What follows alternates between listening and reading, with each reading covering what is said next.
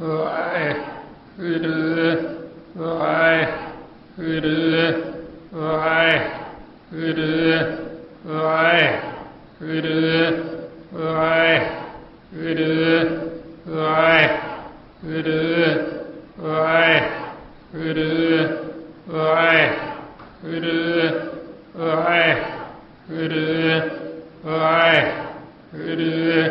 ਵਾਹਿਗੁਰੂ ਵਾਹਿਗੁਰੂ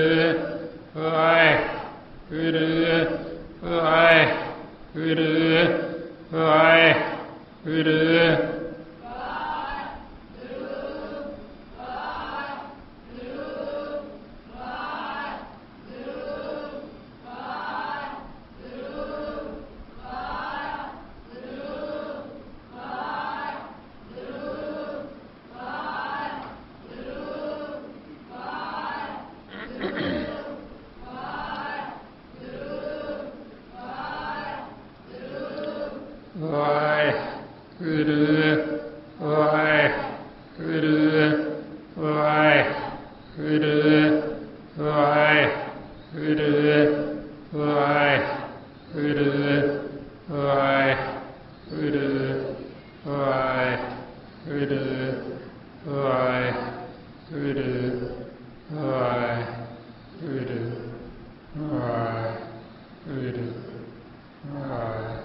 ਵਾਹਿਗੁਰੂ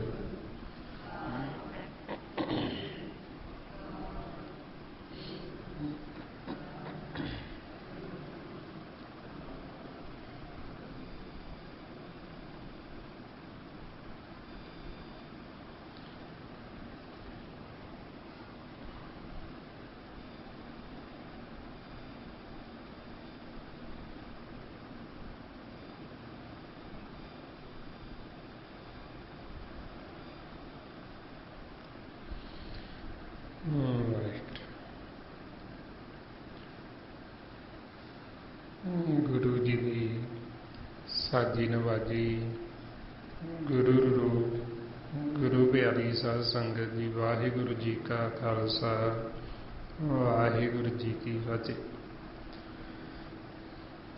ਗੁਰਮੁਖ ਪਿਆਰਿਓ, ਜੋ ਆਪਾਂ ਨੂੰ ਸਤਿਗੁਰੂ ਗੁਰਬਾਣੀ ਗੁਰੂ ਵਿੱਚ ਉਪਦੇਸ਼ ਦੇ ਰਹੇ, ਆਪ ਉਹਦੇ ਉੱਤੇ ਸਤਿਗੁਰਾਂ ਦੀ ਕਿਰਪਾ ਦੁਆਰਾ ਵਿਚਾਰ ਕਰਦੇ ਹਾਂ ਤਾਂ ਅੱਗੇ ਸਾਡੇ ਜੀਵਨ ਦਾ ਜੋ ਅਸਲ ਮਕਸਦ ਹੈ, ਜਿਹਦੇ ਵਾਸਤੇ ਸਾਨੂੰ ਇਹ ਮਾਨਸ ਦੇਹੀ ਮਾਨਸ ਜਾਮਾ ਮਿਲੇ ਹੈ, ਇਸ ਮਾਨਸ ਜਾਮੇ ਦਾ ਅਸੀਂ ਲਾਹਾ ਪ੍ਰਾਪਤ ਕਰ ਲਈਏ, ਅਸੀਂ ਸਦਾ ਵਾਸਤੇ ਜੀਵਨ ਮੁਕਤ ਹੋ ਜਾਈਏ, ਸਾਡਾ ਰੱਬ ਦੇ ਨਾਲ ਵਾਹਿਗੁਰੂ ਦੇ ਨਾਲ ਮਿਲਾਪ ਹੋ ਜੇ, ਤੇ ਜੋ ਅਸੀਂ ਵਾਰ-ਵਾਰ ਜੂਨਾਂ ਦੇ ਵਿੱਚ ਆ ਜਾ ਰਹੇ ਹਾਂ, ਜੋ ਅਸੀਂ ਦੁੱਖ ਭੋਗਦੇ ਹਾਂ, ਇਹ ਸਾਡਾ ਜਿਹੜਾ ਜਨਮ ਮਰਨ ਦਾ ਚੱਕਰ, ਇਹ ਸਾਡਾ ਰੋਗ ਹੈ ਜਿਹੜਾ ਇਹ ਖਤਮ ਹੋ ਜੇ, ਸਾਡਾ ਕੱਟਿਆ ਜਾਵੇ।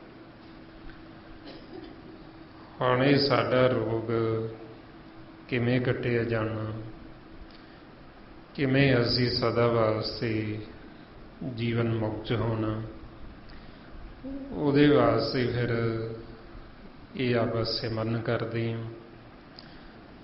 ਉਹਦੇ ਵਾਸਤੇ ਹੀ ਅਸੀਂ ਸਤਿਗੁਰਾਂ ਤੋਂ ਗਿਆਨ ਲੈਂਦੇ ਹਾਂ।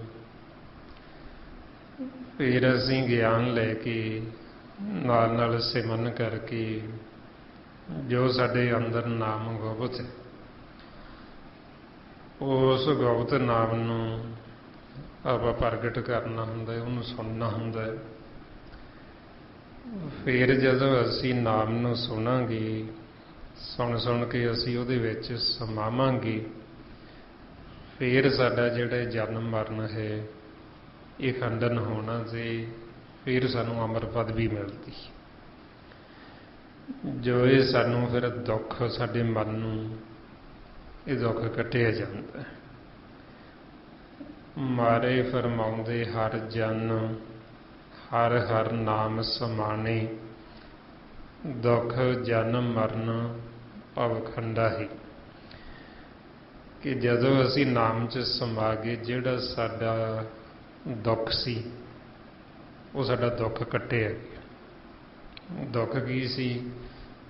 ਜੋ ਅਸੀਂ ਵਾਰ-ਵਾਰ ਜੂਨਾਂ 'ਚ ਆ ਜਾ ਰਹੇ ਸੀ। ਹੁਣ ਆਪਾਂ ਨੂੰ ਫਿਰ ਸਮਝਾਉਂਦੇ ਬਈ ਜਿਹਨੂੰ ਮਾਲਕ ਨੂੰ ਮਿਲ ਕੇ ਸਾਡੇ ਦੁੱਖ ਕੱਟੇ ਜਾਣ, ਨਾਮ ਦੇ ਵਿੱਚ ਸਮਾ ਕੇ ਸਾਨੂੰ ਅਮਰ ਪਦਵੀ ਮਿਲਣੀ, ਉਹ ਨਾਮ ਤੇ ਸੱਚ ਵਾਹਿਗੁਰੂ ਪਰਮਾਤਮਾ ਦੇ ਨਾਲ ਜੁੜੋ। ਆਓ ਹੁਣ ਜੋ ਆਪਾਂ ਪਿਛਲੇ ਕੁਝ ਸਮੇਂ ਚੋਂ ਧੰਨ ਧੰਨ ਸ੍ਰੀ ਗੁਰੂ ਅਰਜਨ ਦੇਵ ਜੀ ਮਹਾਰਾਜ ਜੋ ਆਪਾਂ ਨੂੰ ਸੁਖਮਨੀ ਸਾਹਿਬ ਦੀ ਬਾਣੀ ਵਿੱਚ ਸਮਝਾਉਣਾ ਕਰ ਰਹੇ। ਕੱਲ੍ਹ ਆਪਾਂ 6ਵੀਂ ਅਸ਼ਟਪਦੀ ਦੇ ਪਹਿਲੇ ਪਦੇ ਤੱਕ ਵਿਚਾਰ ਕੀਤੀ ਸੀ। ਇਸ ਤੋਂ ਅੱਗੇ ਦੂਜੇ ਪਦੇ ਵਿੱਚ ਜੋ ਮਹਾਰਾਜ ਸਾਨੂੰ ਅਰਮਾਨ ਕਰਦੇ, ਜਹ ਪ੍ਰਸ਼ਾਦ ਪਾਟ ਪਟੰਬਰ ਹੰਢਾਵੇ, ਤਿਸੇ ਤਿਆਗ ਕਤ ਅਵਰ ਲੁਭਾਵੇ। ਮਹਾਰਾਜ ਕਹਿੰਦੇ ਵੀ ਜਿਹਦੀ ਕਿਰਪਾ ਦੁਆਰਾ, ਮਾਲਕ ਦੀ ਕਿਰਪਾ ਮਿਹਰ ਦੁਆਰਾ ਪੂਰੇ ਸੰਸਾਰ ਦੇ ਵਿੱਚ ਵਿਚਰਦਾ, ਤੈਨੂੰ ਇਹ 84 ਲੱਖ ਜੂਨ ਤੋਂ ਉੱਤਮ ਦੇਹੀ ਮਾਨਸ ਜਾਮਾ ਮਿਲਿਆ। ਇਸ ਮਾਨਸ ਜਾਮੇ ਵਿੱਚ ਤੂੰ ਸੰਸਾਰ 'ਚ ਵਿਚਰਦਾ ਹੋਇਆ, ਇਸ ਉਤੇ ਤੂੰ ਸੋਹਣੇ ਕੱਪੜੇ ਪਾਉਂਦਾ ਹੈ ਸਰੀਰ ਦੇ, ਫਿਰ ਇਸ ਨੂੰ ਤੂੰ ਸ਼ਿੰਗਾਰਦਾ ਹੈ, ਤੇ ਇਸ ਮਾਲਕ ਦੀ ਕਿਰਪਾ ਜੇ ਤੈਨੂੰ ਸਵਾਸ ਆ ਰਹੀ ਤੇ ਤੂੰ ਇਹ ਸਾਰਾ ਕੁਛ ਤਾਈਓ ਕਰਦਾ। ਫਿਰ ਮਹਾਰਾਜ ਕਹਿੰਦੇ ਵੀ ਜਿਹੜਾ ਮਾਲਕ ਸਾਨੂੰ ਪੈਦਾ ਕਰਨ ਵਾਲਾ, ਜਿਹਨੇ ਸਾਡੀ ਸਿਰਜਣਾ ਕੀਤੀ ਹੈ, ਬਈ ਉਸ ਨੂੰ ਤਿਆਗ ਕੇ, ਉਹਦਾ ਸਿਮਰਨ ਛੱਡ ਕੇ, ਉਹਨੂੰ ਭੁਲਾ ਕੇ ਤੂੰ ਹੋਰ ਲੋਭ ਦੇ ਵਿੱਚ ਪਿਆ ਫਿਰਦਾ ਇੱਧਰ ਸੰਸਾਰ ਦੇ ਵਿੱਚ। ਬਈ ਜੋ ਲੋਭ ਕਰਦਾ ਸੰਸਾਰ ਦੇ ਵਿੱਚ ਦੁਨਿਆਵੀ ਪਦਾਰਥਾਂ ਦਾ, ਮਾਇਆ ਦਾ ਲੋਭੀ ਹੋਇਆ ਜੋ ਦਿਨ ਰਾਤ ਭੱਜਾ ਫਿਰਦਾ ਹੈ, ਜੇ ਜੋ ਲੋਭ ਕਰਨਾ ਹੀ ਹੈ ਤੇ ਤੂੰ ਇਹ ਲੋਭ ਕਰ ਵੀ ਮੈਂ ਵੱਧ ਤੋਂ ਵੱਧ ਮਾਲਕ ਦੇ ਗੁਣ ਗਾਵਾਂ, ਵੱਧ ਤੋਂ ਵੱਧ ਮੈਂ ਸਿਮਰਨ ਕਰਾਂ, ਭਗਤੀ ਕਰਾਂ। ਫਿਰ ਇਹੋ ਅੰਤਰ ਆ ਜਾਂਦਾ ਗੁਰਮੁਖਾਂ ਦੇ ਤੇ ਮਨਮੁਖਾਂ ਦੇ ਵਿੱਚ। ਗੁਰਮੁਖ ਨੇ ਜਿਹੜੇ ਲੋਭ ਉਹ ਵੀ ਜੇ ਕਰਦੇ, ਉਹਨਾਂ ਨੂੰ ਲੋਭ ਕੋਈ ਇਹ ਸੰਸਾਰ ਦਾ ਨਹੀਂ ਹੁੰਦਾ, ਉਹ ਲੋਭ ਕਰਦੇ ਬਈ ਅਸੀਂ ਵੱਧ ਤੋਂ ਵੱਧ ਸਿਮਰਨ ਕਰੀਏ, ਵੱਧ ਤੋਂ ਵੱਧ ਮਾਲਕ ਦੇ ਗੁਣ ਗਾਈਏ, ਉਹਦੀ ਸੋਭਾ, ਉਹਦੀ ਮਹਿਮਾ ਕਰੀਏ, ਵੀ ਹਰ ਸਮੇਂ ਸਾਡਾ ਇਹ ਜਿਹੜਾ ਮਨ ਮਾਲਕ ਦੀ ਉਸਤਤ ਵਡਿਆਈ ਕਰਦਾ ਹੀ ਰਹੇ। ਉਹਨਾਂ ਦੇ ਅੰਦਰ ਇਹ ਲੋਭ ਹੁੰਦਾ ਵੀ ਅਸੀਂ ਵੱਧ ਤੋਂ ਵੱਧ ਭਗਤੀ ਕਰੀਏ, ਮਾਲਕ ਦੇ ਗੁਣ ਗਾਈਏ। ਤੇ ਜਿਹੜਾ ਮਨਮੁਖ ਹੈ ਉਹਦੇ ਅੰਦਰ ਲੋਭ ਹੁੰਦਾ ਬਈ ਮੈਂ ਵੱਧ ਤੋਂ ਵੱਧ ਮਾਇਆ ਇਕੱਠੀ ਕਰ ਲਾਂ, ਵੱਧ ਤੋਂ ਵੱਧ ਸਰੀਰ ਵਾਸਤੇ ਸੁੱਖ ਸਹੂਲਤਾਂ ਪਦਾਰਥ ਇਕੱਠੇ ਕਰ ਲਾਂ, ਆਪਦੇ ਵਾਸਤੇ ਕਰ ਲਾਂਗਾ, ਹੋਰਾਂ ਵਾਸਤੇ ਇਕੱਠੇ ਕਰ ਲਾਂ। ਉਹਦੇ ਅੰਦਰ ਇਹ ਲੋਭ ਹੈ। ਤੇ ਮਹਾਰਾਜ ਕਹਿੰਦੇ ਬਈ ਮਾਲਕ ਨੂੰ ਫਿਰ ਪਰਮਾਤਮਾ ਦਾ ਸਿਮਰਨ ਛੱਡ ਕੇ ਤੁਸੀਂ ਇੱਧਰ ਹੋਰ ਲੋਭ ਦੇ ਵਿੱਚ, ਪਦਾਰਥਾਂ ਦੇ ਵਿੱਚ ਕਿਉਂ ਭੱਜੇ ਫਿਰਦੇ ਹੋ? ਮਾਲਕ ਨੂੰ ਚੇਤੇ ਕਰੋ। ਇਹੋ ਜਿਹੇ ਲੋਭ ਕਰਨਾ ਤੇ ਇਸ ਕਰਕੇ ਕਰੋ ਬਈ ਅਸੀਂ ਵੱਧ ਤੋਂ ਵੱਧ ਸਿਮਰਨ ਕਰੀਏ, ਵੱਧ ਤੋਂ ਵੱਧ ਸਤ ਸੰਗਤ ਕਰੀਏ, ਵੱਧ ਤੋਂ ਵੱਧ ਮਾਲਕ ਦੇ ਗੁਣ ਗਾਈਏ। ਫਿਰ ਮਹਾਰਾਜ ਦੱਸਦੇ ਜਹ ਪ੍ਰਸਾਦ ਸੁਖ ਸੇਜ ਸੋਈਜੈ, ਮਨ ਆਠ ਪਹਿਰ ਤਕ ਜਸ ਗਾਵੀਜੇ। ਮਹਾਰਾਜ ਕਹਿੰਦੇ ਵੀ ਜਿਹਦੀ ਕਿਰਪਾ ਦੁਆਰਾ ਮਾਲਕ ਦੀ ਮਨ ਨੂੰ ਕਹਿ ਰਹੇ ਵੀ ਤੂੰ ਸੁੱਖ ਦੀ, ਚੈਨ ਦੀ ਨੀਂਦ ਸੌਂਏਗਾ, ਬਈ ਜੋ ਸਦਾ ਵਾਸਤੇ ਮਾਲਕ ਦੇ ਵਿੱਚ ਲੀਨ ਹੋਏਗਾ, ਸਮਾਏਗਾ, ਬਈ ਫਿਰ ਤੂੰ ਉਸ ਦਾ ਸਿਮਰਨ ਕਰ, ਅੱਠੇ ਵਹਿਰ ਉਹਦਾ ਜਸ ਗਾ, ਮਾਲਕ ਦਾ ਵੀ ਜੈਨ ਰਾਸ ਇਹ ਮਾਲਕ ਦੀ ਮਹਿਮਾ ਕਰ, ਮਾਲਕ ਦੀ ਵਡਿਆਈ ਕਰ, ਉਹਦਾ ਸਿਮਰਨ ਕਰ। ਬਈ ਜੀ ਕਿਰਪਾ ਦੁਆਰਾ ਤੂੰ ਸਦਾ ਸੁਖੀ ਹੋ ਜਾਣਾ, ਸਦਾ ਵਾਸਤੇ ਤੂੰ ਜੀਵਨ ਮੁਕਤ ਹੋ ਜਾਣਾ।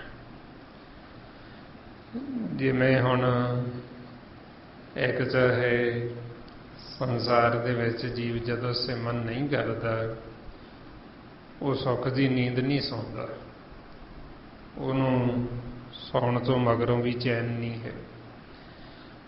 ਉਹਦਾ ਮਨ ਹੈ ਜਿਹੜਾ ਉਹ ਵਿਚਾਰਾਂ ਦੇ ਵਿੱਚ ਘਰੇ ਗਿਆ ਹੋਇਆ, ਵੀ ਸੁਪਨੇ ਦੇ ਵਿੱਚ ਵੀ ਦੁਖੀ ਹੋ ਰਹੇ। ਮਨਮੁਖ ਜੀਵ ਇੱਥੇ ਤਾਂ ਦੁਖੀ ਰਹਿੰਦਾ ਹੀ ਦਿਨ ਦੇ ਸਮੇਂ, ਜਦੋਂ ਰਾਤ ਨੂੰ ਇਹ ਦੇਹ ਨੂੰ ਛੱਡ ਕੇ ਅਸੀਂ ਜਾਂਦੇ ਹਾਂ, ਸੌਂ ਜਾਂਦੇ ਹਾਂ, ਉਹ ਸੌਣ ਤੋਂ ਮਗਰੋਂ ਵੀ ਦੁਖੀ ਹੁੰਦਾ ਹੈ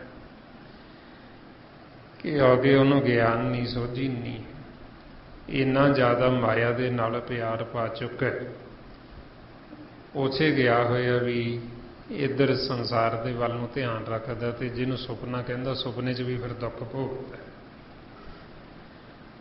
ਇਸ ਨੂੰ ਮਾਰੇ ਗੁਰਬਾਣੀ 'ਚ ਦੱਸਦੇ, ਕਹਿੰਦੇ ਉਗਵੇ ਦਿਨਸ ਆਲ ਜਾਲ ਸੰਭਾਲੇ, ਬਿਖ ਮਾਇਆ ਕੀ ਵਿਸਤਾਰੀ, ਆਈ ਰੈਣ ਭਿਆ ਸੁਪਨੰਤਰ, ਬਿਖ ਸੁਪਨੇ ਭੀ ਦੁੱਖ ਸਾਰੇ। ਬਈ ਮਨਮੁਖ ਜੀਵ ਇੱਧਰ ਦਿਨ ਦੇ ਸਮੇਂ ਸਾਰਾ ਦਿਨ ਬਿਖ ਜ਼ਹਿਰ ਇਕੱਠੀ ਕਰਦਾ ਰਹਿੰਦਾ, ਜਦੋਂ ਰਾਤ ਹੁੰਦੀ ਹੈ ਆਪਦੇ ਘਰ ਜਾਂਦਾ ਤੇ ਉੱਥੇ ਸੁਪਨੇ ਦੇ ਵਿੱਚ ਵੀ ਦੁਖੀ ਹੁੰਦਾ, ਉੱਥੇ ਵੀ ਦੁੱਖ ਭੋਗਦਾ। ਇਸ ਲਈ ਫਿਰ ਮਹਾਰਾਜ ਕਹਿੰਦੇ ਵੀ ਮਾਲਕ ਦੀ ਕਿਰਪਾ ਦੁਆਰਾ, ਉਹਦੇ ਪ੍ਰਸਾਦ ਦੁਆਰਾ, ਬਈ ਜੋ ਜਿਹਦੇ ਨਾਲ ਸੁਖੀ ਵਸਣਾ, ਮਨ ਨੂੰ ਕਹਿੰਦੇ ਬਈ ਜੋ ਉਹਦਾ ਮਾਲਕ ਦਾ ਜਸ ਕਰ, ਉਹਦਾ ਸਿਮਰਨ ਕਰ। ਤੇ ਕਿੰਨਾ ਸਮਾਂ ਕਹਿੰਦੇ 8 ਪਹਿਰ, 8 ਪਹਿਰ ਹੁੰਦੇ ਦਿਨ ਰਾਤ, 4 ਪਹਿਰ ਦਿਨ ਆ ਗਈ, 4 ਪਹਿਰ ਰਹਿਣ ਆ ਗਈ, ਰਾਤ ਆ ਗਈ। ਹੁਣ ਮਹਾਰਾਜ ਕਹਿੰਦੇ ਪਰ ਐਸਾ ਕੋਈ ਵਡਭਾਗੀ, ਵੱਡਿਆਂ ਭਾਗਾਂ ਵਾਲਾ ਕੋਈ ਵਿਰਲਾ ਜਿਹੜਾ 8 ਪਹਿਰ ਮਾਲਕ ਨੂੰ ਧਿਆਉਂਦਾ। ਮਹਾਰਾਜ ਕਹਿੰਦੇ ਐਸਾ ਕੋ ਵਡਭਾਗੀ ਆਇਆ, 8 ਪਹਿਰ ਜਿਨ ਖਸਮ ਤੇ ਆਇਆ। ਗੁਰਮੁਖ ਨੇ ਜਿਹੜੇ ਉਹ ਫਿਰ 8 ਪਹਿਰ ਮਾਲਕ ਨੂੰ ਧਿਆਉਂਦੇ, 8 ਪਹਿਰ ਫਿਰ ਉਹ ਮਾਲਕ ਦਾ ਜਸ ਕਰਦੇ। ਫਿਰ ਮਹਾਰਾਜ ਅੱਗੇ ਦੱਸਦੇ, ਜੈ ਪ੍ਰਸਾਦ ਤੁਝ ਸਭ ਕੋ ਮਾਨੇ, ਮੁਖਤਾ ਕੋ ਜਸ ਰਸਨ ਬਖਾਨੇ। ਬਈ ਜੀ ਕਿਰਪਾ ਦੁਆਰਾ ਮਾਲਕ ਦੀ ਜੇ ਜੋ ਇਹ ਸਿਮਰਨ ਕਰੇ, ਮੁਖ ਦੁਆਰਾ, ਰਸਨਾ ਦੁਆਰਾ ਉਹਦੇ ਗੁਣ ਗਾਵੇ। ਫਿਰ ਮਹਾਰਾਜ ਕਹਿੰਦੇ ਵੀ ਤੈਨੂੰ ਹਰ ਕੋਈ ਜੀਵ ਜਾਣਨ ਲੱਗ ਜੇ, ਹੋਰਾਂ ਖੰਡਾਂ ਬ੍ਰਹਿਮੰਡਾਂ ਦੇ ਵਿੱਚ ਵੀ ਜਦੋਂ ਗੁਰਮੁਖ ਜਿਹੜੇ ਭਗਤੀ ਕਰਦੇ, ਉਹਨਾਂ ਨੂੰ 33 ਕਰੋੜ ਦੇਵੀ ਦੇਵਤਾ, ਹੋਰ ਰਿਸ਼ੀ ਮੁਨੀ ਜਿਹੜੇ ਸੁਰਨ 'ਚ ਸਮਾਈ ਬੈਠੇ, ਜਿਹੜੇ ਘਰ ਗਏ ਨੇ, ਉਹ ਸਾਰੇ ਫਿਰ ਜਾਣਨ ਲੱਗ ਜਾਂਦੇ, ਕਿਉਂਕਿ ਮਾਲਕ ਉਹਨਾਂ ਦੀ ਸੋਭਾ ਹੋਰਾਂ ਖੰਡਾਂ ਬ੍ਰਹਿਮੰਡਾਂ 'ਚ ਵੀ ਕਰਾ ਦਿੰਦਾ। ਇਹ ਮੇਰੇ ਭਗਤ ਨੇ, ਇਸ ਕਰਕੇ ਉਹ ਛਪਾਇਆ ਛੁਪਦੇ ਨਹੀਂ, ਉਹਨਾਂ ਨੂੰ ਮਾਲਕ ਪ੍ਰਗਟ ਕਰ ਦਿੰਦਾ। ਮਹਾਰਾਜ ਕਹਿੰਦੇ ਹਰ ਕਾ ਭਗਤ ਪ੍ਰਗਟ ਨਹੀਂ ਛਪੈ, ਵੀ ਉਹ ਛਪਾਇਆ ਛੁਪਦਾ ਨਹੀਂ। ਗੁਰਮੁਖਾਂ ਨੂੰ ਮਾਲਕ ਆਪ ਪ੍ਰਗਟ ਕਰ ਦਿੰਦਾ। ਤੇ ਮਹਾਰਾਜ ਕਹਿੰਦੇ ਬਈ ਜਿਸ ਮਾਲਕ ਦੀ ਤੂੰ ਭਗਤੀ ਕਰਕੇ, ਜਿਸ ਦਾ ਸਿਮਰਨ ਕਰਕੇ, ਉਹਦੇ ਗੁਣ ਗਾ ਕੇ, ਬਈ ਹਰ ਥਾਂ ਤੈਨੂੰ ਆਦਰ ਮਿਲਣਾ, ਤੈਨੂੰ ਮਾਣ ਮਿਲਣਾ, ਦਰਗਾਹ ਦੇ ਵਿੱਚ, ਪਰਲੋਕ ਦੇ ਵਿੱਚ। ਫਿਰ ਤੂੰ ਉਹਦਾ ਜਿਹੜਾ ਜਸ ਮਾਲਕ ਦਾ ਸਿਮਰਨ ਮੁਖ ਦੁਆਰਾ ਹਰ ਸਮੇਂ ਜੋ ਕਰਦਾ ਰਹੇ, ਉਸ ਨੂੰ ਚੇਤੇ ਰੱਖ। ਫਿਰ ਮਹਾਰਾਜ ਦੱਸਦੇ, ਜੈ ਪ੍ਰਸਾਦ ਤੇਰੋ ਰਹਿਤਾ ਧਰਮ, ਮਨ ਸਦਾ ਧਿਆਈਏ ਕੇਵਲ ਪਾਰ ਬ੍ਰਹਮ।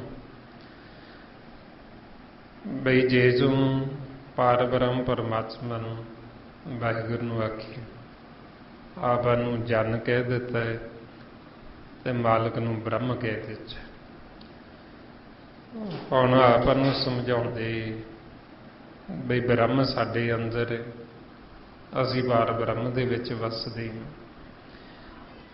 ਆਪਾਂ ਨੂੰ ਕਹਿੰਦੇ ਵੀ ਉਹਨੂੰ ਜਾਣੋ, ਮਾਲਕ ਕਹਿੰਦੇ ਬ੍ਰਹਮੇ ਜਨਮ ਜਨਮੇ ਪਾਰ ਬ੍ਰਹਮ, ਏਕੇ ਏਕ ਨਾਹੀ ਕਿਛ ਭਰਮ। ਬਈ ਅਸੀਂ ਉਹਦੇ ਵਿੱਚ ਵਸਦੇ ਬ੍ਰਹਮ ਦੇ, ਉਹ ਸਾਡੇ ਅੰਦਰ ਵਸਦਾ, ਚਾਰ ਚੁਫੇਰੇ ਆਪਣੇ ਮੌਜੂਦ ਹੈ ਹਰ ਪਾਸੇ। ਤੇ ਮਹਾਰਾਜ ਕਹਿੰਦੇ ਵੀ ਉਸ ਪਾਰ ਬ੍ਰਹਮ ਨੂੰ ਸਦਾ ਧਿਆ, ਸਦਾ ਉਹਦੇ ਸਨਮੁਖ ਰਹਿ, ਮਾਲਕ ਦੇ ਉਹਦੇ ਹੁਕਮ ਦੇ ਵਿੱਚ ਚੱਲ। ਜੇ ਤੂੰ ਇਹ ਚੱਲੇਗਾ ਤੇ ਤੂੰ ਧਰਮੀ ਹੋ ਜਾਏਗਾ, ਤੇਰਾ ਧਰਮ ਜਿਹੜਾ ਉਹ ਬਰਕਰਾਰ ਰਹੇਗਾ, ਫਿਰ ਤੂੰ ਧਰਮੀ।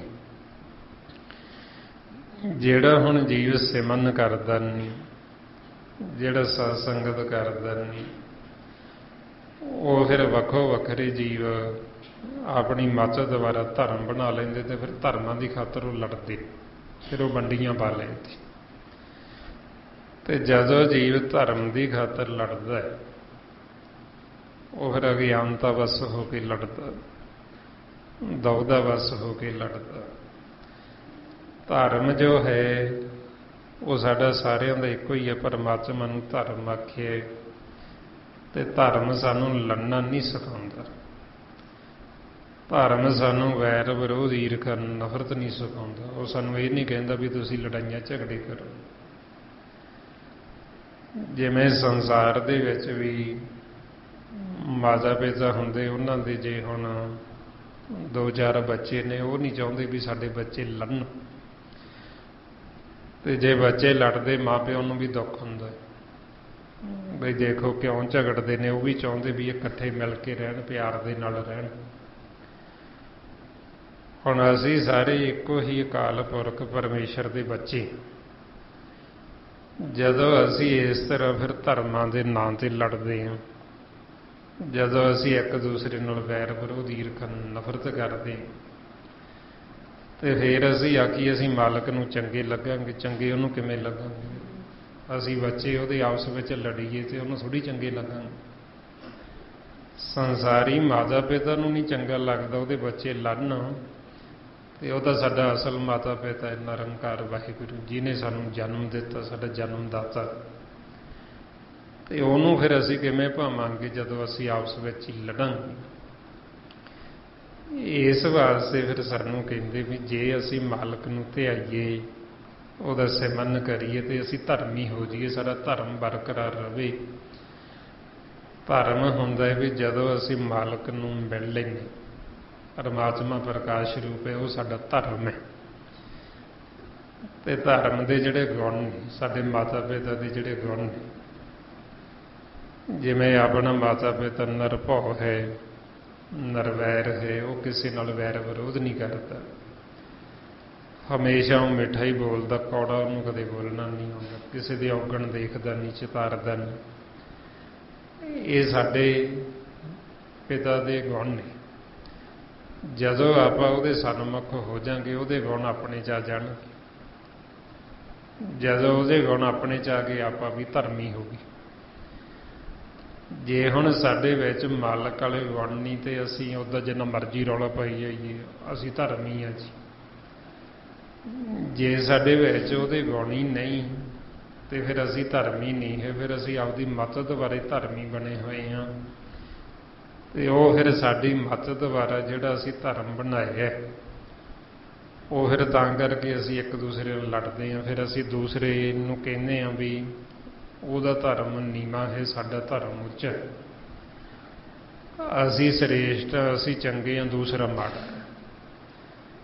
ਤੇ ਆਪਾਂ ਨੂੰ ਫਿਰ ਮਹਾਰਾਜ ਕਹਿੰਦੇ ਵੀ ਜਦੋਂ ਆਪਾਂ ਫਿਰ ਮਾਲਕ ਦੀ ਬੰਦਗੀ ਕਰਦੇ, ਭਗਤੀ ਕਰਦੇ, ਫਿਰ ਸਾਨੂੰ ਪਤਾ ਲੱਗਦਾ ਵੀ ਧਰਮ ਕੀ ਹੈ ਤੇ ਅਸੀਂ ਧਰਮੀ ਬਣਨਾ ਕਿਵੇਂ। ਫਿਰ ਮਹਾਰਾਜ ਅੱਗੇ ਫਰਮਾਉਂਦੇ, ਪ੍ਰਭ ਜੀ ਜਪਤ ਦਰਗਾਹ ਮਾਨ ਪਾਵੇ, ਨਾਨਕ ਪਤ ਸੇਤੀ ਘਰ ਜਾਵੇ। ਮਹਾਰਾਜ ਕਹਿੰਦੇ ਵੀ ਜਦੋਂ ਅਸੀਂ ਪਰਮਾਤਮਾ ਪ੍ਰਭੂ ਦਾ ਨਾਮ ਜਪਾਂਗੇ, ਉਹਦਾ ਸਿਮਰਨ ਕਰਾਂਗੇ ਤੇ ਫਿਰ ਸਾਨੂੰ ਦਰਗਾਹ ਦੇ ਵਿੱਚ ਮਾਣ ਮਿਲਦਾ ਹੈ। ਅਸੀਂ ਦਰਗਾਹ ਦੇ ਵਿੱਚ ਇੱਜ਼ਤ ਮਾਣ ਦੇ ਨਾਲ ਜਾਵਾਂਗੇ, ਪੱਤ ਦੇ ਨਾਲ ਜਾਵਾਂਗੇ। ਤੇ ਜੇ ਹੁਣ ਜੀਵ ਸਿਮਰਨ ਕਰਦਾ ਨਹੀਂ, ਨਾਮ ਦੇ ਨਾਲ ਜੁੜਦਾ ਨਹੀਂ, ਫਿਰ ਉਹਨੂੰ ਮਾਣ ਕੋਈ ਨਹੀਂ ਮਿਲਦਾ, ਫਿਰ ਉਹਦੀ ਪੱਤ ਕੋਈ ਨਹੀਂ ਰਹਿੰਦੀ, ਇੱਜ਼ਤ ਕੋਈ ਨਹੀਂ ਰਹਿੰਦੀ, ਫਿਰ ਉਹਨੂੰ ਬੇਇੱਜ਼ਤ ਕਰਕੇ ਲੈ ਕੇ ਜਾਇਆ ਜਾਂਦਾ ਹੈ। ਇਸ ਲਈ ਸਾਨੂੰ ਕਹਿੰਦੇ ਵੀ ਹੁਣ ਤੁਸੀਂ ਇੱਥੇ ਰਹਿੰਦੇ ਰਹਿੰਦੇ ਨਾਮ ਦੇ ਵਿੱਚ ਮਨ ਨੂੰ ਰੰਗ ਲਓ, ਇਹ ਰਸਨਾ ਨੂੰ ਰੰਗ ਲਓ ਸਿਮਰਨ ਕਰ ਕਰਕੇ, ਤਾਂ ਕਿ ਤੁਹਾਨੂੰ ਦਰਗਾਹ ਦੇ ਵਿੱਚ ਕੋਈ ਰੇਰੇ ਨਾ ਕਰੇ, ਤੁਹਾਨੂੰ ਕੋਈ ਮਖੌਲ ਨਾ ਕਰੇ, ਤੁਹਾਨੂੰ ਆਦਰ ਦੇ ਨਾਲ ਮਾਣ ਦੇ ਨਾਲ ਬਿਠਾਉਣਗੇ ਉੱਥੇ, ਜੇ ਤੁਸੀਂ ਇੱਥੇ ਸਿਮਰਨ ਬੰਦਗੀ ਕਰੋਗੇ। ਮਹਾਰਾਜ ਕਹਿੰਦੇ ਰਾਰਾ ਰੰਗੋ ਇਹਾਂ ਮਨ ਆਪਣਾ, ਹਰ ਹਰ ਨਾਮ ਜਪੋ ਜਪ ਰਸਨਾ, ਰੇਰੇ ਦਰਗੇ ਕਹੇ ਨ ਕੋ, ਆਓ ਬੈਠ ਆਦਰ ਸਭ ਦਿਓ। ਬਈ ਜੇ ਤਾਂ ਅਸੀਂ ਇੱਥੇ ਨਾਮ ਨਾਲ ਜੁੜੇ ਹੋਵਾਂਗੇ, ਸਾਨੂੰ ਕਹਿਣਗੇ ਆਓ ਬੈਠੋ ਆਦਰ ਸਤਿਕਾਰ ਦੇ ਨਾਲ। ਤੇ ਜੇ ਹੁਣ ਅਸੀਂ ਨਾਮ ਦੇ ਨਾਲ ਜੁੜੇ ਨਹੀਂ, ਸਿਮਰਨ ਭਗਤੀ ਕੀਤੀ ਕੋਈ ਨਹੀਂ, ਫਿਰ ਜਿਹੜੇ 33 ਕਰੋੜ ਦੇਵੀ ਦੇਵਤਾ ਹੋਰ ਰਿਸ਼ੀ ਮੁਨੀ ਜਿਹੜੇ ਸੁਣਨ 'ਚ ਸਮਾਈ ਬੈਠੇ, ਜਿਹੜੇ ਖੇਲ ਨੂੰ ਦੇਖਦੇ,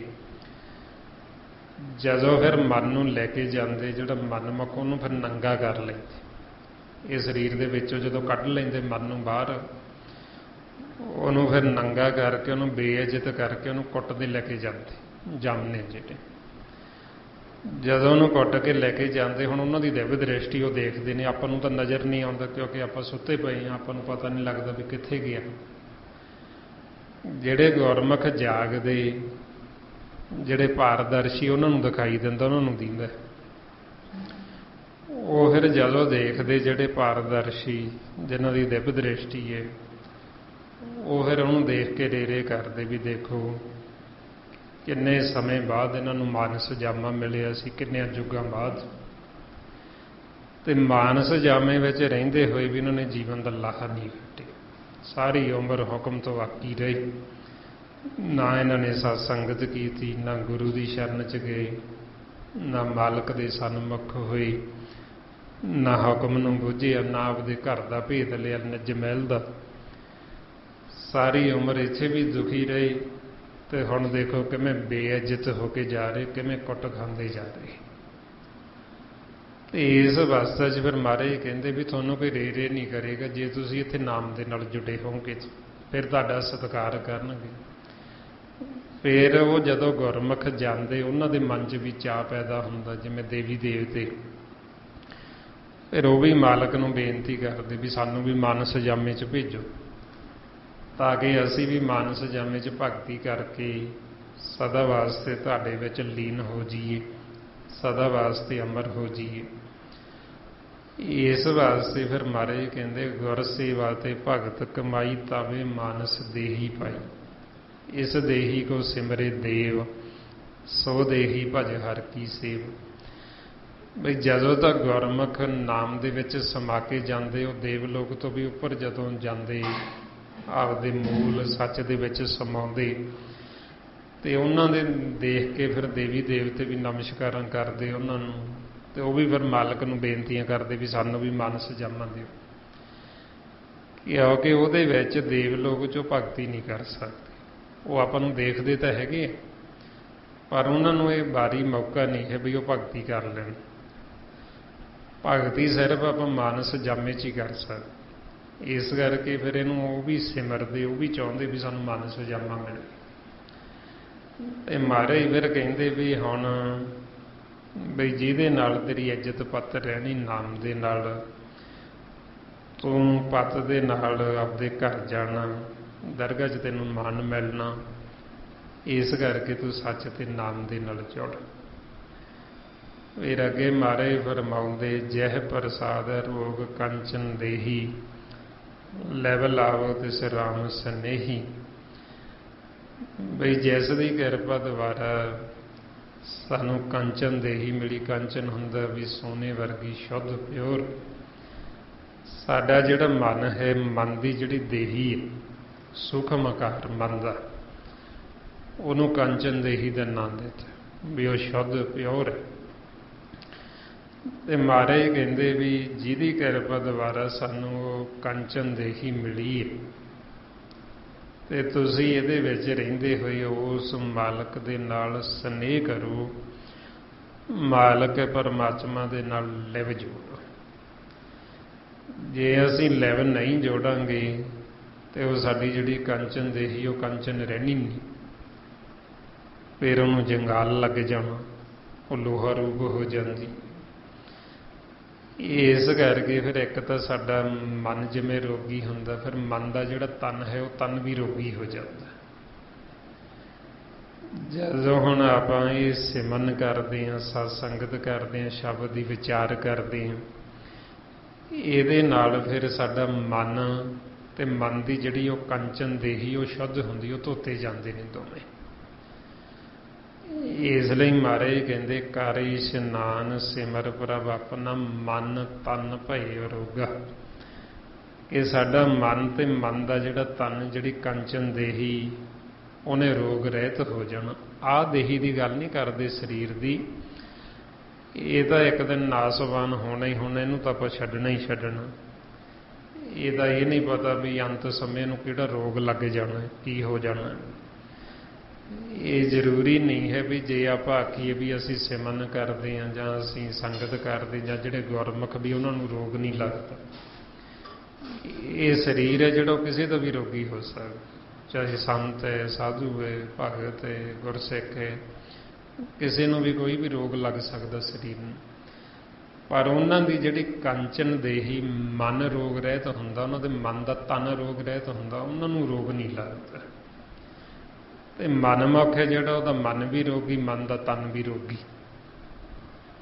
ਇਸ ਵਾਸਤੇ ਫਿਰ ਮਹਾਰਾਜ ਕਹਿੰਦੇ ਵੀ ਜਦੋਂ ਅਸੀਂ ਫਿਰ ਪਰਮਾਤਮਾ ਦੇ ਨਾਲ ਲਿਵ ਲਾਵਾਂਗੇ, ਨਾਮ ਦੇ ਨਾਲ ਲਿਵ ਲਾਵਾਂਗੇ, ਫਿਰ ਉਹ ਸਾਡੀ ਜਿਹੜੀ ਦੇਹੀ ਉਹ ਕੰਚਨ ਰੂਪ ਜਿਹੜੀ ਮਨ ਦੀ, ਫਿਰ ਉਹ ਜਿਹੜੀ ਪਹਿਲਾਂ ਵਿਚਾਰਾਂ ਦੇ ਵਿੱਚ ਮੈਲੀ ਹੋ ਗਈ ਹੈ, ਜਿਹੜੀ ਲੋਹਾ ਰੂਪ ਹੋ ਗਈ, ਜਿਹਨੂੰ ਜੰਗਾਲ ਲੱਗ ਗਿਆ, ਫਿਰ ਜਿਉਂ ਜਿਉਂ ਆਪਾਂ ਇਹ ਸਿਮਰਨ ਕਰਦੇ ਹਾਂ, ਸਤ ਸੰਗਤ ਕਰਦੇ ਹਾਂ, ਸ਼ਬਦ ਦੀ ਵਿਚਾਰ ਕਰਦੇ ਹਾਂ, ਇਹਦੇ ਨਾਲ ਫਿਰ ਸਾਡੀ ਉਹ ਮੈਲ ਉਤਰਦੀ ਹੈ।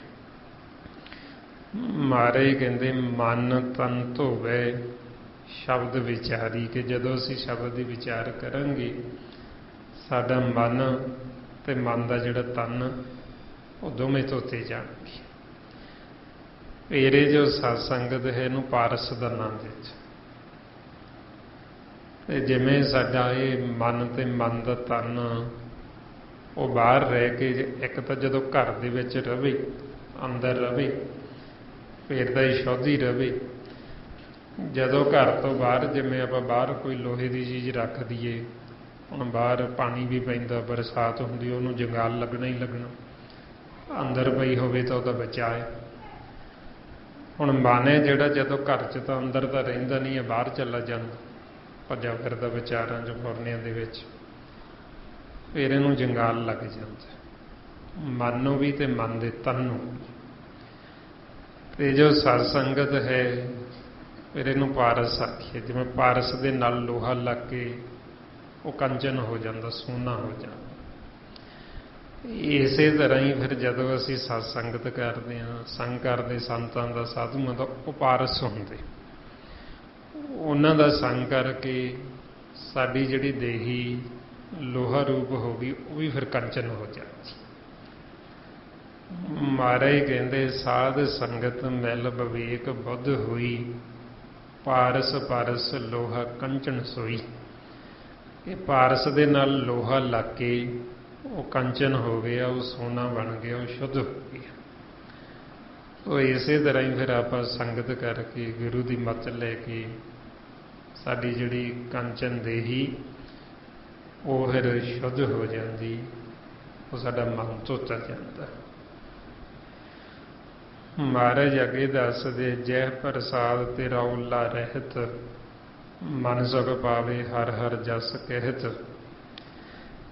ਬਈ ਜਦੋਂ ਤੂੰ ਹਰੀ ਦਾ ਜਸ ਕਰੇਗਾ, ਮਨ ਨੂੰ ਕਹਿ ਰਹੇ ਤੂੰ ਸੁੱਖ ਪਾਏਗਾ, ਤੇ ਉਹਦੀ ਕਿਰਪਾ ਦੁਆਰਾ ਤੇਰਾ ਓਲਾ ਰਹਿਣਾ, ਤੇਰਾ ਪਰਦਾ ਢਕਿਆ ਜਾਣਾ। ਮਾਲਕ ਜੋ ਉਹ ਸਾਡਾ ਪਰਦਾ ਰੱਖਦਾ, ਉਹ ਸਾਡੀ ਇੱਜ਼ਤ ਪੱਤ ਰੱਖਦਾ। ਸੰਸਾਰ ਦੇ ਵਿੱਚ ਤਾਂ ਆਪਾਂ ਦੇਖਦੇ ਹਾਂ ਵੀ ਜਿਹੜੇ ਜੀਵ ਆਪਦੀ ਮੱਤ ਦੁਆਰਾ ਚੱਲਦੇ ਮਨਮੁਖ ਨੇ, ਉਹ ਤਾਂ ਦੂਸਰਿਆਂ ਦਾ ਪਰਦਾ ਚੁੱਕਦੇ, ਉਹ ਤਾਂ ਨਿੰਦਿਆ ਕਰਦੇ, ਉਹ ਤਾਂ ਬਦਨਾਮੀ ਕਰਦੇ। ਪਰ ਮਾਲਕ ਤੇ ਜਿਹੜੇ ਉਹਦੇ ਗੁਰਮੁਖ ਨੇ, ਸੰਤ ਸਾਧੂ ਜਿਹੜੇ ਮਾਲਕ ਨਾਲ ਜੁੜੇ, ਉਹਨਾਂ ਤੇ ਮਾਲਕ ਦੇ ਵਿੱਚ ਕੋਈ ਫਰਕ ਨਹੀਂ ਰਹਿੰਦਾ। ਇਸ ਕਰਕੇ ਮਾਲਕ ਵਾਲਾ ਸੁਭਾਅ ਉਹਨਾਂ ਦਾ ਬਣ ਜਾਂਦਾ। ਜਿਵੇਂ ਪਰਮਾਤਮਾ ਸਾਡਾ ਓਲਾ ਰੱਖਦਾ, ਉਹ ਸਾਡਾ ਪਰਦਾ ਰੱਖਦਾ, ਉਹ ਸਾਡੀ ਇੱਜ਼ਤ ਪੱਤ ਰੱਖਦਾ। ਇਸੇ ਤਰ੍ਹਾਂ ਹੀ ਫਿਰ ਗੁਰਮੁਖ ਵੀ, ਉਹ ਵੀ ਸਾਡੀ ਇੱਜ਼ਤ ਪੱਤ ਰੱਖਦੇ। ਹਾਲਾਂਕਿ ਇਹ ਨਹੀਂ ਬਈ ਉਹਨਾਂ ਨੂੰ ਪਤਾ ਨਹੀਂ ਹੁੰਦਾ, ਉਹਨਾਂ ਨੂੰ ਪਤਾ ਵੀ ਸਭ ਕੁਝ। ਜਿਵੇਂ ਮਾਲਕ ਵੀ ਤਾਂ ਸਭ ਕੁਝ ਜਾਣਦਾ, ਉਹ ਤੋਂ ਕਿਹੜਾ ਕੁਝ ਲੁਕਿਆ। ਇਸੇ ਤਰ੍ਹਾਂ ਹੀ ਗੁਰਮੁਖਾਂ ਤੋਂ ਵੀ ਕੁਝ ਲੁਕਿਆ ਨਹੀਂ ਹੁੰਦਾ, ਸਭ ਕੁਝ ਜਾਣਦੇ। ਪਰ ਫਿਰ ਵੀ ਉਹ ਜਿਹੜੇ ਕਿਸੇ ਦੇ ਔਗਣ ਉਹ ਫਰੋਲਦੇ ਨਹੀਂ, ਕਿਸੇ ਦੀ ਇੱਜ਼ਤ ਪੱਤ ਜਿਹੜੀ ਉਹ ਇਸ ਤਰ੍ਹਾਂ ਖਿਲਾਰਦੇ ਨਹੀਂ ਹੈ। ਉਹ ਜਿਵੇਂ ਮਾਲਕ ਪਰਦਾ ਰੱਖਦਾ, ਇਸੇ ਤਰ੍ਹਾਂ ਹੀ ਫਿਰ ਉਹ ਗੁਰਮੁਖ ਵੀ, ਸੰਤ ਸਾਧੂ ਜਨ, ਉਹ ਵੀ ਸਾਡੇ ਮਨ ਦੀ ਇੱਜ਼ਤ ਪੱਤ ਰੱਖਦੀ। ਤੇ ਮਹਾਰਾਜ ਕਹਿੰਦੇ ਵੀ ਜਿਹਦੇ ਦੁਆਰਾ ਸਾਡਾ ਫਿਰ ਉਹ ਓਲਾ ਬਣਿਆ ਰਹਿਣਾ, ਜਿਹਦੇ ਨਾਲ ਸਾਡੇ ਮਨ ਦੀ ਇੱਜ਼ਤ ਪੱਤ ਢੱਕੀ ਜਾਣੀ, ਬਈ ਉਸ ਦੇ ਨਾਲ ਜੁੜੋ, ਮਾਲਕ ਦੇ ਉਹਦਾ ਸਿਮਰਨ ਕਰੋ ਤੇ ਉਹਦੇ ਨਾਮ ਦੇ ਨਾਲ ਜੁੜੋ। ਇਸ ਲਈ ਫਿਰ ਮਨ ਨੂੰ ਕਹਿੰਦੇ ਜੀਰੇ ਓਲਾ ਨਾਮ ਕਾ, ਅਵਰ ਜੇ ਕਰਨ ਕਰਾਵਣੋ ਤਾਂ ਮੈਂ ਭਉ ਹੈ ਜਾਮ ਕਾ। ਮਨ ਨੂੰ ਕਹਿੰਦੇ ਵੀ ਤੈਨੂੰ ਓਲਾ, ਤੈਨੂੰ ਆਸਰਾ ਕਾਹਦਾ? ਸਿਰਫ ਨਾਮ ਦਾ, ਹੋਰ ਤੈਨੂੰ ਕੋਈ ਆਸਰਾ ਨਹੀਂ ਹੈ। ਸੰਸਾਰ ਦੇ ਵਿੱਚ ਬਾਕੀ ਆਸਰੇ ਤਾਂ ਸਭ ਝੂਠੇ, ਸਿਰਫ ਮਾਲਕ ਦਾ ਆਸਰਾ, ਜਿਹੜਾ ਮਾਲਕ ਦੀ ਟੇਕ, ਉਹ ਸੱਚੀ। ਇਸ ਵਾਸਤੇ ਫਿਰ ਕਹਿੰਦੇ ਵੀ ਜਿਹਦੇ ਦੁਆਰਾ ਤੇਰਾ ਓਲਾ ਪੜਦਾ ਰਹਿਣਾ, ਵੀ ਜੋ ਉਸ ਦਾ ਜਸ ਕਰ, ਮਾਲਕ ਦਾ ਸਿਮਰਨ ਕਰਦਾ ਰਹੇ। ਫੇਰ ਮਹਾਰਾਜ ਦੱਸਦੇ, ਜੈ ਪ੍ਰਸਾਦ ਤੇਰੇ ਸਗਲ ਛਿਦਰ ਢਾਕੇ, ਮਨ ਸਰਨੀ ਪ੍ਰਭ ਠਾਕਰ ਪ੍ਰਭ ਤਾਂ ਕਿ। ਮਨ ਨੂੰ ਕਹਿੰਦੇ ਵੀ ਤੂੰ ਮਾਲਕ ਦੀ ਸਦਾ ਸ਼ਰਨ ਦੇ ਵਿੱਚ ਰਹੇ, ਉਸ ਠਾਕਰ ਪ੍ਰਭੂ ਦੀ ਸ਼ਰਨ 'ਚ ਰਹੇ। ਜੇ ਜੋ ਉਹਦੀ ਸ਼ਰਨ ਦੇ ਵਿੱਚ ਰਹੇਗਾ ਤੇ ਉਹਦੀ ਕਿਰਪਾ ਦੁਆਰਾ ਤੇਰੇ ਛਿਦਰ ਢੱਕ ਜਾਣ। ਜਿੰਨੇ ਵੀ ਤੇਰੇ ਅੰਦਰ ਐਬ ਨੇ, ਜਿਹੜੇ ਤੇਰੇ ਅੰਦਰ ਔਗਣ ਨੇ, ਉਹਨਾਂ ਔਗਣਾਂ ਨੂੰ ਫਿਰ ਮਾਲਕ ਢੱਕ ਲੈਂਦਾ, ਉਹਨਾਂ ਦੇ ਉੱਤੇ ਪਰਦਾ ਪਾ ਲੈਂਦਾ। ਇਸ ਲਈ ਫਿਰ ਮਹਾਰਾਜ ਸਾਨੂੰ ਸਮਝਾਉਂਦੇ, ਸੰਤਨ ਰਾਖ ਲਿਆ ਮੋਹਿ ਪਾਪੀ ਪੜਦਾ। ਬਈ ਸਾਡਾ ਜਿਹੜਾ ਮਰਨ ਪਹਿਲਾਂ ਪਾਪੀ ਹੋ ਗਿਆ ਸੀ, ਜਿਹੜੇ ਔਗਣਾਂ ਦੇ ਵਿੱਚ ਚਲਾ ਗਿਆ ਸੀ, ਤੇ ਜਦੋਂ ਆਪਾਂ ਫਿਰ ਮਾਲਕ ਦੇ ਨਾਲ ਜੁੜਦੇ ਹਾਂ, ਉਹ ਸਾਡੇ ਐਬ, ਉਹ ਸਾਡੇ ਔਗਣ, ਉਹ ਔਗਣਾਂ ਨੂੰ ਕੱਢ ਦਿੰਦਾ। ਉਹ ਔਗਣ ਕੱਢ ਕੇ ਸਾਡੇ ਅੰਦਰ ਜਿਹੜੇ ਗੁਣ ਨੇ, ਉਹ ਗੁਣ ਪੈਦਾ ਕਰ ਦਿੰਦਾ। ਪਹਿਲਾਂ ਜਿਵੇਂ ਆਪਣਾ ਜੀਵਨ ਹੁੰਦਾ ਔਗਣਾਂ ਭਰਿਆ, ਔਗਣ ਕੀ ਨੇ? ਬੈਰ ਵਿਰੋਧ ਕਰਨਾ, ਨਿੰਦਿਆ ਕਰਨੀ, ਹਉਮੈ ਹੰਕਾਰ 'ਚ ਰਹਿਣਾ, ਫਿੱਕਾ ਬੋਲਣਾ, ਮਾੜਾ ਬੋਲਣਾ, ਇਹ ਸਾਰੇ ਐਬ ਹੀ ਤਾਂ ਹੈ।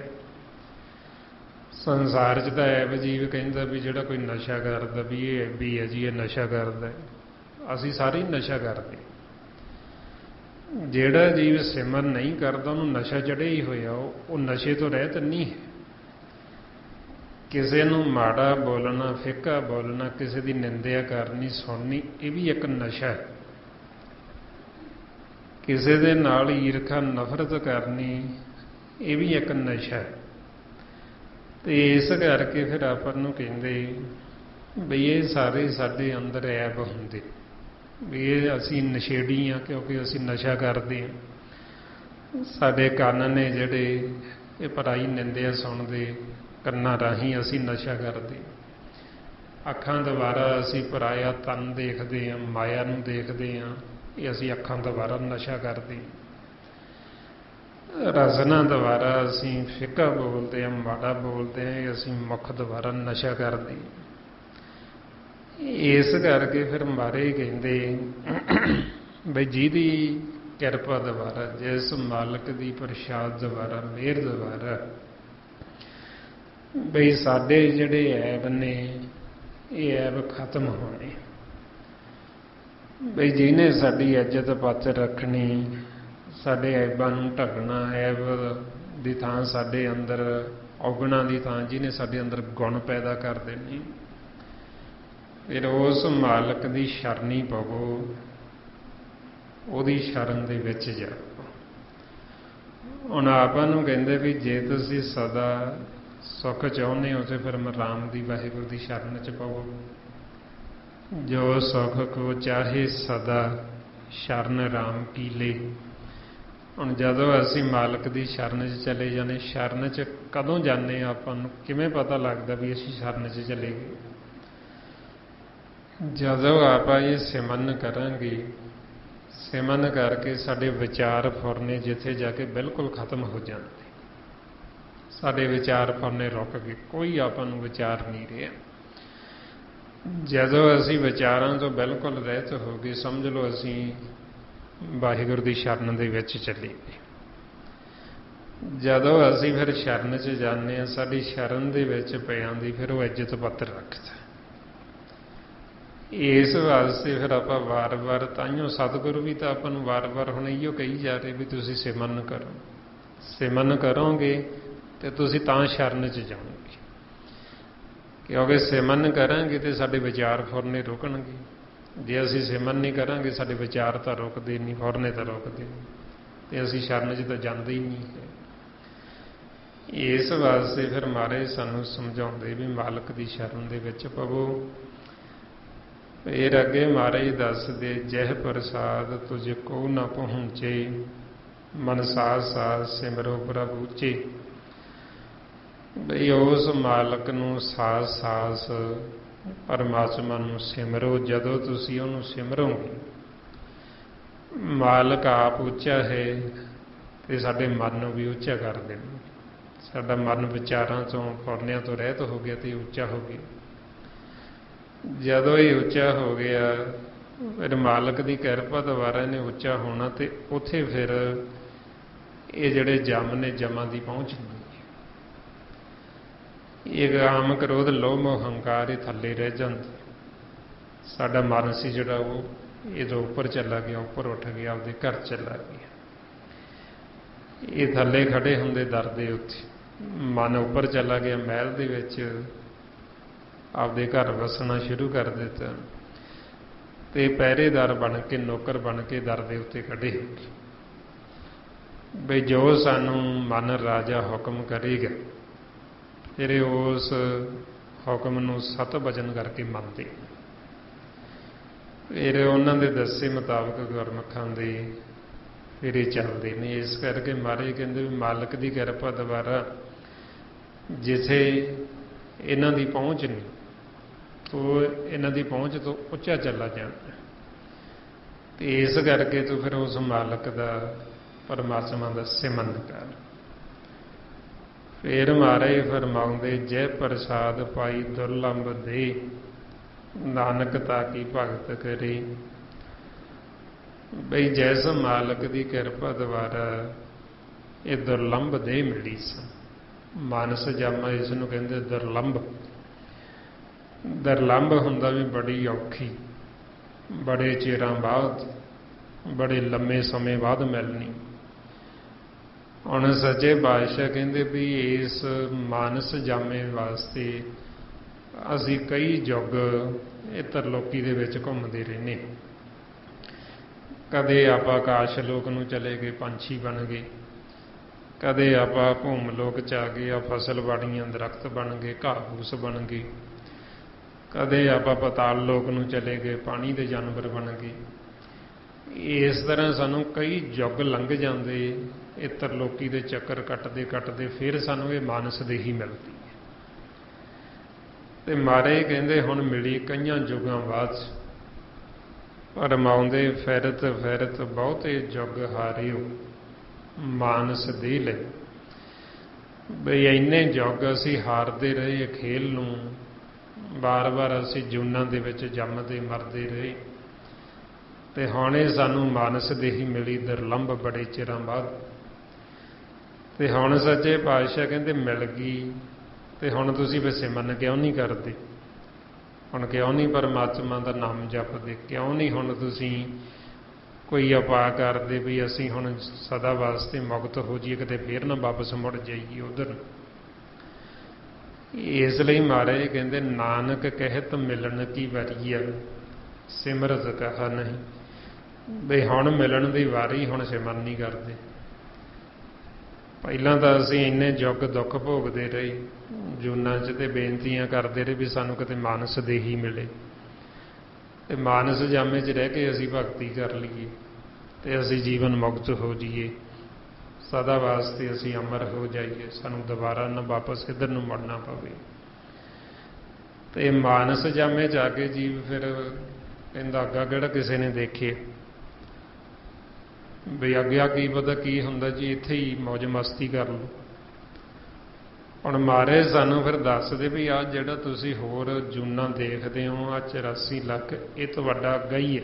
ਤੁਸੀਂ ਅੱਗੇ ਪਹਿਲਾਂ ਇੱਥੋਂ ਆਏ ਹੋ, ਇਹਨਾਂ ਦੇ ਵਿੱਚੋਂ ਨਿਕਲ ਕੇ ਅਸੀਂ ਆਏ ਹਾਂ, ਤੇ ਜੇ ਹੁਣ ਅਸੀਂ ਭਗਤੀ ਨਹੀਂ ਕਰਾਂਗੇ ਤੇ ਅਸੀਂ ਫਿਰ ਵਾਪਸ ਇਹਨਾਂ 'ਚ ਹੀ ਮੁੜ ਜਾਵਾਂਗੇ ਦੁਬਾਰਾ। ਭਾਈਓ ਮਹਾਰਾਜ ਸਾਨੂੰ ਦੱਸਦੇ ਵੀ ਕਿਹੜੀਆਂ ਕਿਹੜੀਆਂ ਜੂਨਾਂ 'ਚੋਂ ਅਸੀਂ ਹੁੰਦੇ ਆਏ ਹਾਂ। ਕਿੰਨੀ ਵਾਰ ਅਸੀਂ ਆ ਰੁੱਖ ਬਣੇ, ਦਰਖਤ ਬਣੇ, ਕਿੰਨੀ ਵਾਰ ਆਪਾਂ ਪਸ਼ੂ ਬਣੇ, ਕਿੰਨੀ ਵਾਰ ਆਪਾਂ ਸੱਪ ਬਣੇ, ਸੱਪਾਂ ਦੀਆਂ ਕੋਲਾਂ ਦੇ ਵਿੱਚ ਰਹੇ। ਸੱਪ ਦੀ ਜੂਨ ਬੜੀ ਲੰਮੀ ਉਮਰ ਹੁੰਦੀ ਹੈ। ਮਹਾਰਾਜ ਕਹਿੰਦੇ ਕੇਤੇ ਰੁੱਖ ਬਿਰਖ ਹਮ ਚੀਨੇ, केते पशु अपाए, केते नाग कुली में आए, केते पंख उड़ाए। बई असी आ साडा पिछोकड़ी दा है, किन्ने किन्ने सदियां असी आ दरख्त बन के खड़े रहे, फिर आ पहाड़ बन गए, कदे आ पत्थर बन गए। इन्हां जूनां दे विच आउंदे आउंदे ताइयों सानूं कई युग लंघ जांदे। हुण जे पत्थर बन गए तो पत्थर की उम्र बड़ी लंमी है, कई युग जी पत्थर बने, और पत्थर बने ही खड़ा रहिंदा उत्थे। फिर कदे उथल पुथल होवे ते फिर वो पत्थर टुटे, तो फिर कदे जून बदलती है, नहीं तो बदलती ही नहीं। इस वास्ते फिर आपां नूं कहंदे भी हुणे सानूं मानस देही मिली दुर्लंभ बड़े चिरां बाद, ते हुण इहदे विच रह के कहंदे मालक दी भगती करो। जय प्रसाद पाई दुर्लंभ दे, नानक तां की भगत करे। भी जिहदी किरपा द्वारा सानूं ये मानस देही मिली मालक दी, जदों असीं उन्हां जूनां 'च दुखी हुन्ने घुमदे हां ते सानूं कहा जांदा भी तुहानूं एक बार मौका दिता जाएगा, तुहानूं एक बार वारी दिती जाएगी। तुसीं वो मौका जे तां साਂਭ गए फिर तां तुसीं सदा वास्ते जीवन मुक्त हो, ਤੇ ਜੇ ਤੁਸੀਂ ਉਹ ਮੌਕਾ ਵਾਰੀ ਉਦਾਂ ਹੀ ਲੰਘਾ ਲਈ ਤੇ ਤੁਸੀਂ ਵਾਪਸ ਫੇਰ ਇੱਧਰ ਆ ਜਾਓਗੇ। ਇਸ ਵਾਸਤੇ ਹੁਣ ਆਪਾਂ ਨੂੰ ਇਹ ਮੌਕਾ ਮਿਲਿਆ, ਸਾਨੂੰ ਹੁਣ ਇਹ ਵਾਰੀ ਮਿਲੀ ਪਰਮਾਤਮਾ ਨੂੰ ਮਿਲਣ ਵਾਸਤੇ। ਤਾਈਓ ਮਹਾਰਾਜ ਸਾਨੂੰ ਰੋਜ਼ ਸਮਝਾਉਂਦੇ ਭਈ ਪ੍ਰਾਪਤ ਮਾਨੁਖ ਦੇ ਹੁਰੀਆ, ਗੋਬਿੰਦ ਮਿਲਣ ਕੀ ਇਹ ਚੇਰੀ ਵਾਰੀ ਹੈ, ਕਿ ਹੁਣ ਵਾਰੀ ਹੈ, ਤੇ ਇਸ ਵਾਰੀ ਨੂੰ ਹੁਣ ਫੇਰ ਨਾ ਐਵੇਂ ਲੰਘਾ ਲਿਓ, फिर ना वापस असीं मुड़ जाइए। इस वास्ते फिर आपां नूं कहंदे भी मालक की भगती करो, उहदा सिमरन करो, जिहदा सिमरन करके असीं जीवन मुक्त होना। मालक दा होर किसी दा सिमरन करके आपां मुक्त नहीं हो सकते, होर किसी नूं धिया के आपां मुक्त नहीं हो सकते। ताइयों कहंदे भी एक नूं धिया, मालक नूं, परमात्मा जिहड़ा हर थां ते मौजूद है, जिहड़ा आप जमदा मरदा ਜਦੋਂ ਅਸੀਂ ਉਹਨੂੰ ਧਿਆਵਾਂਗੇ ਤੇ ਉਹ ਸਾਨੂੰ ਆਪਦੇ ਵਰਗਾ ਹੀ ਕਰ ਲੇ। ਉਹ ਜਨਮ ਮਰਨ ਤੋਂ ਰਹਿਤ, ਉਹ ਅਬਨਾਸੀ ਹੈ ਤੇ ਉਹ ਆਪਾਂ ਨੂੰ ਵੀ ਅਬਨਾਸੀ ਕਰ ਲੇ।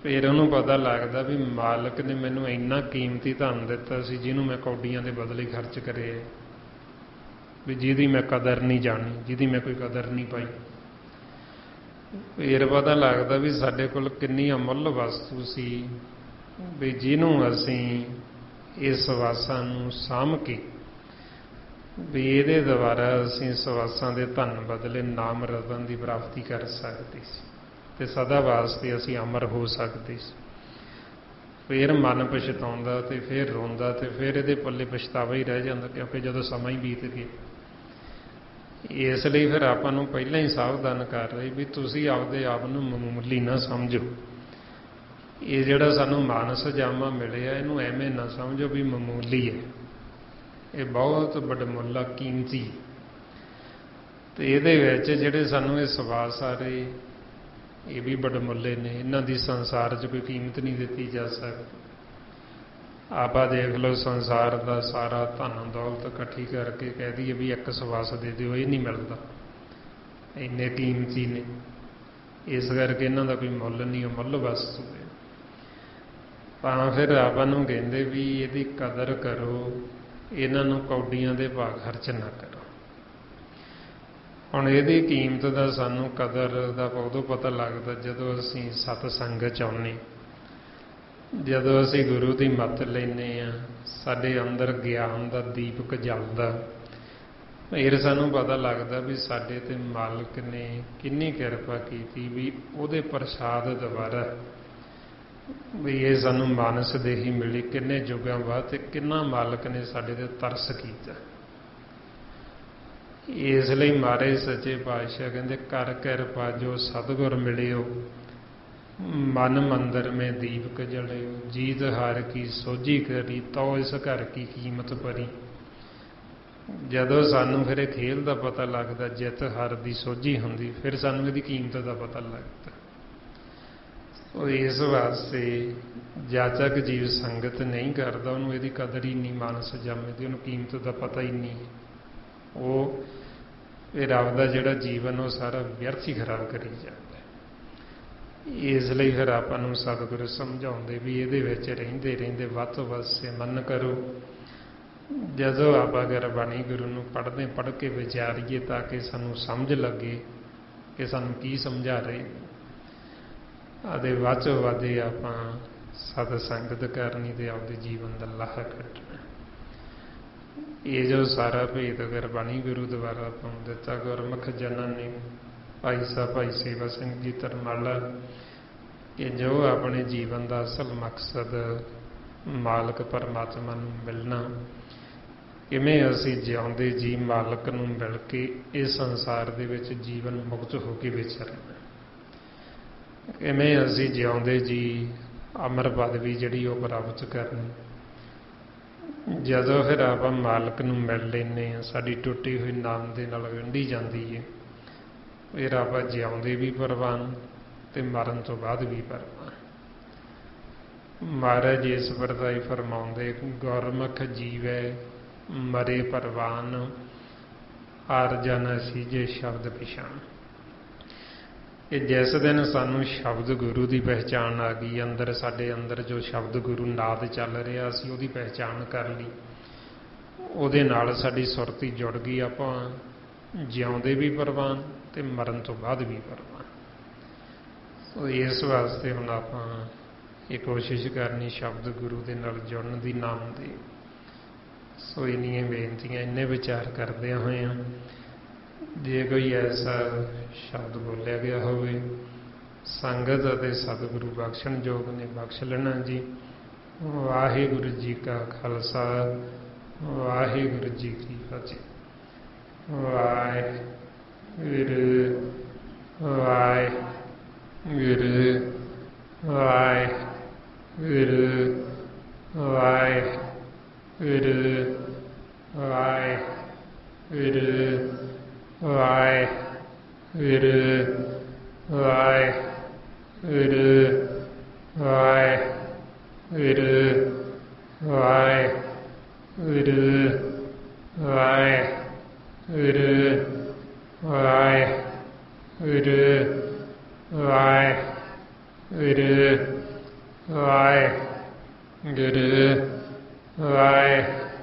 ਗੁਰੂ ਵਾਹਿਗੁਰੂ ਵਾਹਿਗੁਰੂ ਵਾਹਿਗੁਰੂ ਵਾਹਿਗੁਰੂ ਵਾਹਿਗੁਰੂ ਵਾਹਿਗੁਰੂ ਵਾਹਿਗੁਰੂ ਵਾਹਿਗੁਰੂ ਵਾਹਿਗੁਰੂ ਵਾਹਿਗੁਰੂ ਵਾਹਿਗੁਰੂ ਵਾਹਿਗੁਰੂ ਵਾਹਿਗੁਰੂ